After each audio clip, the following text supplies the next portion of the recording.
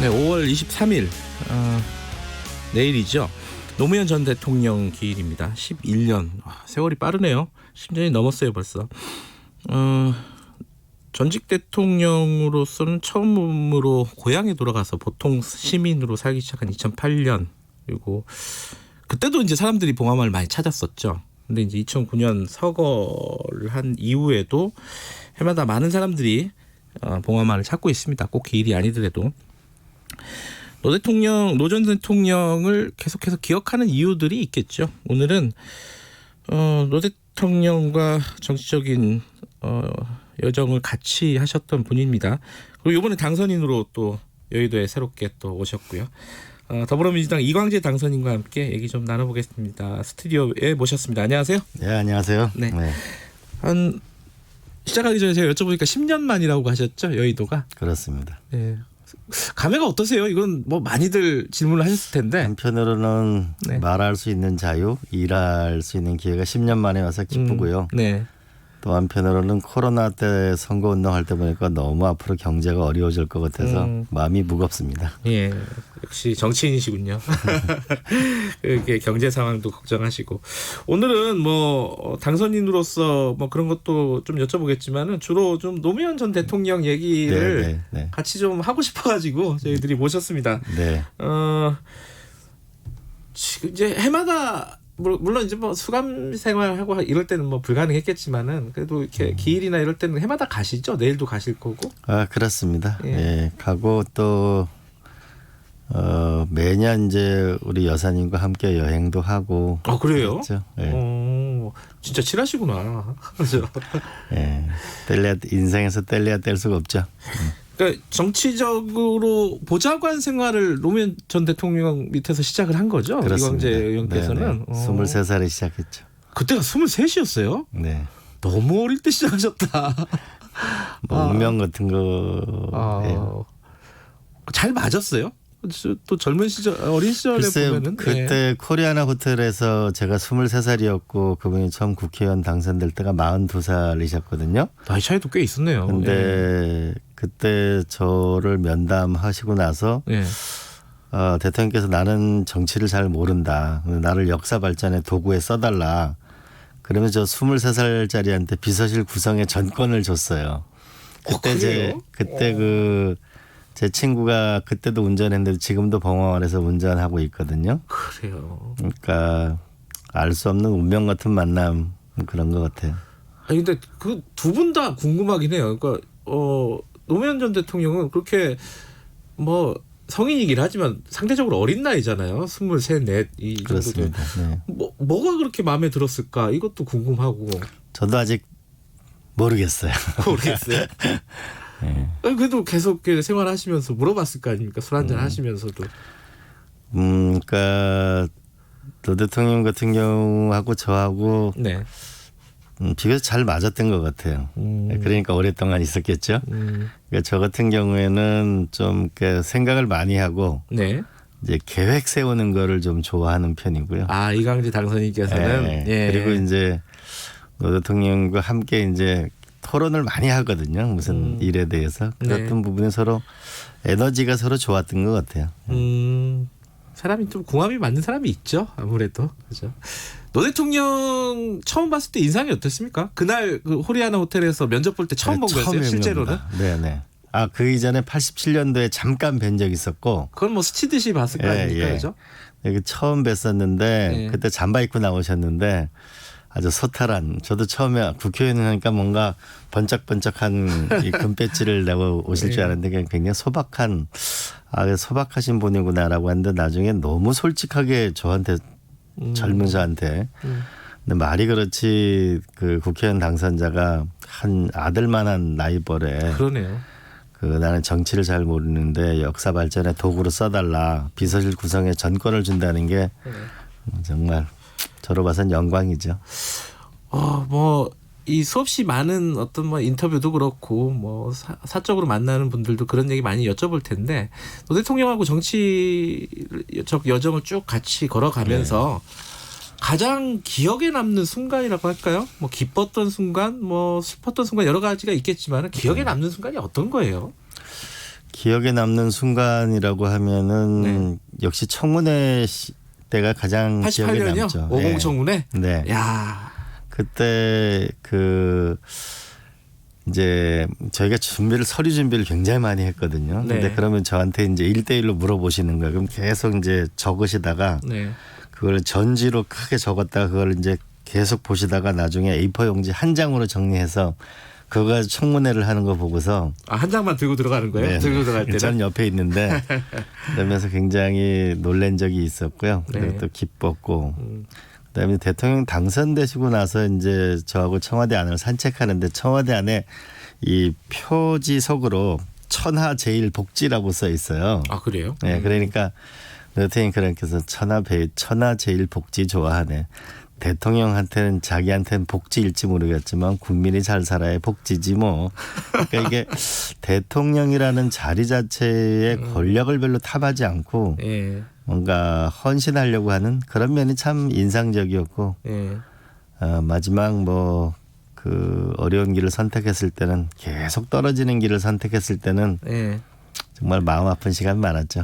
뭐 바보 노무현 타이틀 붙을 때 말씀하시는 거죠? 부산에서 그렇죠. 출마하고 시장에서 출마하고 떨어지고 그때는 사실 뭐 가장 힘든 사람이 당시에 또 본인이겠지만은 노무현 전 대통령 본인이겠지만 주변의 보좌진들도 이 사람이 할 짓이 아니잖아요. 계속 뭐 선거에서 서너 번씩 이게 떨어진다는 게. 우리 아버지가 그러더라고요. 예. 너 노무현 국회의원 계속 쫓아다니다 너 굶어 죽는다고 그렇게 얘기한 적이 있었는데요. 예. 그때 이제 노 대통령은 당시에 여론조사에는 선거제는 이기고 또 막상 개표하면 지고 그랬거든요. 그때도 샤이 보수 이런 게 많았군요. 예. 근데 그때 이제 이런 표현을 쓰셨는데 대붕반풍 생어역수 무슨 말이에요? 큰 새는 네. 바람을 거슬러 날고 살아있는 물고기는 물을 헤엄쳐 거꾸로 간다 이런 거고 네. 어쨌든 시대의 거대한 이 역풍을 딛고 일어서겠다는 그런 기계도 있었죠. 그리고 또 한편으로는 지고 나서는 야 농부가 밭을 탓할 수 있겠냐라는 또 이런 말씀을 하셔가지고 또 바보 노무현이라는 말씀도 들었는데 네. 어쨌든 뭐라 그럴까 이 시지프스 신화에 나오는 이 프로메테우스라고 그러니까 인간에게 불을 훔쳐다 주고 나서 계속 독수리한테 심장을 쪼이는 옆에서 보는 저로 봐서는 네. 그러니까 도전하는 그 모습이 너무 안타깝기도 하고 또 위대하기도 하고 아름답기도 하고 뭐 그런 복잡한 시간이었습니다. 그때만 해도 저분이 그러니까 내가 보좌하고 있는 저 정치인이 대통령이 될 거라고 생각 못했겠죠?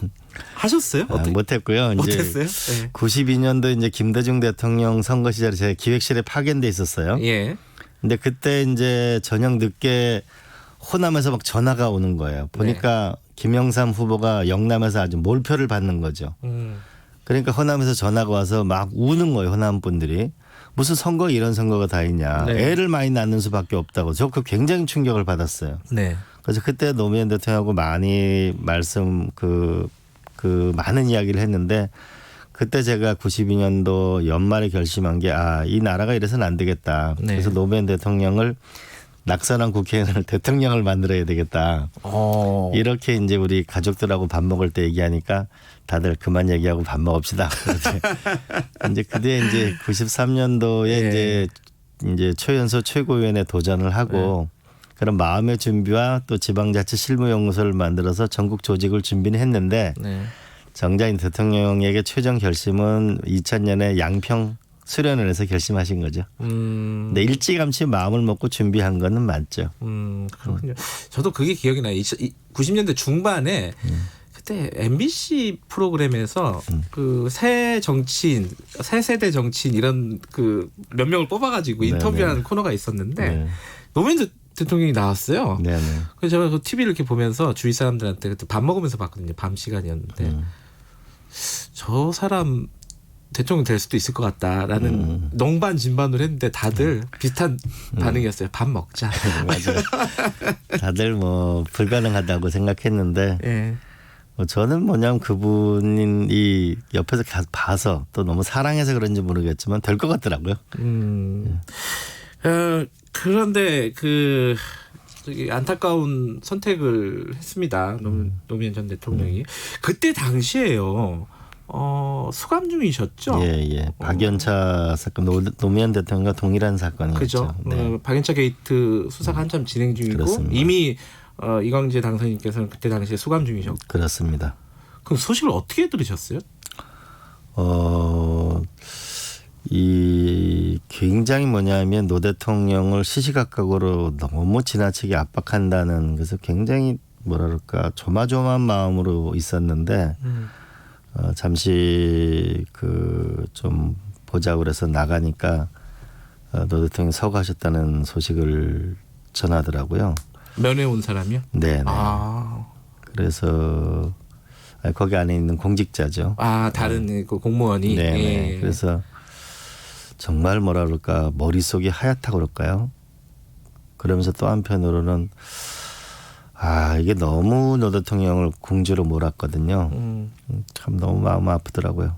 뭐 이렇게 단어로 표현할 수 없는 상황. 근데 이제 그때 뭐 당장 달려갈 수도 없는 노릇이고요, 그죠? 그 안에 갇혀 있는 상황이었고 굉장히 답답하셨을 것 같아요. 뭔가를 해야 될 것 같다는 생각이 드셨을 텐데. 너무 죄송하다는 생각이 많이 들었고요. 그리고 장례를 치르고 나서 이렇게 해서는 안 되겠다. 그래서 제가 강원도지사를 출마해서 반드시 내가 선거 승리해서 네. 이 부분을 우리가 극복해 나가야 되겠다 그런 생각을 하게 됐죠. 그때 당시에 이제 뭐 검찰의 수사나 이런 것들이 좀 무리했다 이런 평가들은 있어 왔는데 거기에 대한 어떤 문제의식도 많이 있으시겠네요. 지금 이광재 당선인께서도. 이제 노 대통령이 은퇴하시고 나서 처음에 이제 강원도로 이제 휴가를 오셨어요. 네. 그 여름에.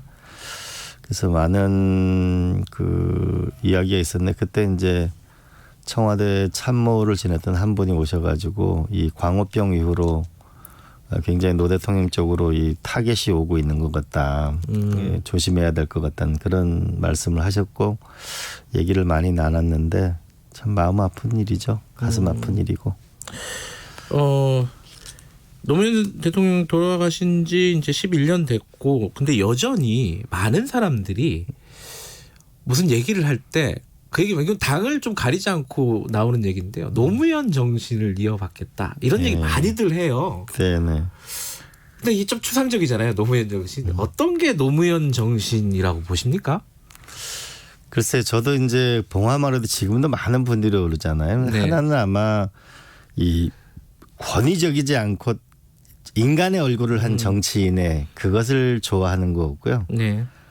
그다음에 서민적인 모습도 좋아하는 거고. 그다음에 두 번째로 이제 국가적 과제로 봐서는 노무현 대통령이 이제 동북아 균형자론을 내서 네. 그때 온갖 문매를 맞잖아요. 근데 상황을 보면 미국, 중국, 일본, 러시아의 살 길을 찾아야 되는 건 틀림없거든요. 네. 과제는 아직도 지속되고 있는 거고. 두 번째로는 이 지역 균형 발전을 해야 된다 그래서 세종시로 이전하고 뭐 당시도 위헌 판결이 나고 굉장히 그랬지만 어쨌든 지금 세종시와 혁신도시는 만들어진 건데 2.0을 기다리고 있는 거고 당시 이제 정부 혁신이라는 걸 해서 노 대통령이 이제 이지원 시스템도 만들고 컴퓨터 시스템도 만들었는데 역시 뭐냐면 이게 디지털 정부로 가야 되는 것도 지금의 과제고 아마 노 대통령이 제기했던 과제가 당시도 뜨거운 화제였지만 지금도 진행형이라는 것이 계속 있기 때문에 네.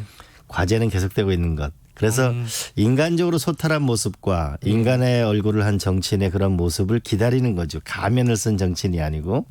그리고 또 한편으로는 시대적 과제는 지속되고 있는 것. 그 두 가지 아닌가 싶은데요. 그때가 이제 노무현 대통령 집권기가 2000년 21세기 들어서 첫 대통령이잖아요, 사실은. 그렇습니다. 네. 그래서 많은 어떤 새로운 아젠다를 제기를 했는데 그렇습니다. 그쪽에 또 많은 것들을 이루지 못했어요, 사실. 그렇습니다. 그렇죠? 네. 그런 것들을 이어받는다는 느낌? 그렇습니다. 결국은 당시에 제기했던 과제가 낯선 화두인데 네. 그러나 시간이 지날수록 이것이 살아있는 우리들의 과제 속에 있기 때문에 더 노무현 대통령이 생각나고 어떤 이슈가 있을 때마다 당시의 영상을 많이 돌려보잖아요. 네. 한일 간의 문제가 있을 때 독도 연설을 보거나 응? 미중 일러에 미국하고 중국하고 어떤 문제가 생겼을 때 당시 영향 보거든요. 그래서 오늘날 아직 당시에 노무현 대통령이 제기했던 그 문제와 과제들이 아직 현재 진행형이기 때문에 더 그런 것 같습니다. 근데 얼마 전에 보니까 노무현 재단 유튜브 방송에서 노무현 문재인 대통령은 태종이다. 세종의 시대가 올 때가 됐다. 이게 무슨 뜻이에요? 그건 단순한 얘기인데 우리가 네. 슈페터가 뭐냐면 창조적 파괴를 얘기하잖아요. 네. 그러니까 노무현 대통령이 항상 하셨던 말씀이 내가 새 시대의 첫 차가 될 줄 알았는데 구시대의 막내가 되는구나. 그러니까 내가 있을 때 뭐냐면은 문제가 되는 거를 빨리빨리 해결을 해주고 가야 네. 길을 닦아놓고 가면 내 후대는 그다음에 고속도로를 달리는 멋지게 나라를 끌고 나가게 하고 싶다. 짐은 내가 청소하고 가고 싶다 이런 얘기를 많이 하셨거든요. 네. 그러니까 그런 거죠. 그리고 새로운 시대가 활짝 피려면 결국 우리가 해결해야 될 과제들을 해결해 나가야 되는 거죠. 근데 이제 이번에 이제 절대 과반을 넘는 의석을 가졌잖아요. 그래서 네. 아마 제가 생각하는 앞으로 남은 2년, 그다음에 다가올 5년 이때가 우리가 아마 대한민국이 만개하는 코로나 위기를 잘 극복하면 아마 새로운 시대를 맞이하지 않을까 간절한 희망도 가져봅니다. 아니, 특별히 또 세종으로 누구 인물을 염두에 두고 말씀하셨나 싶어가지고. 그건 전혀 아니고요.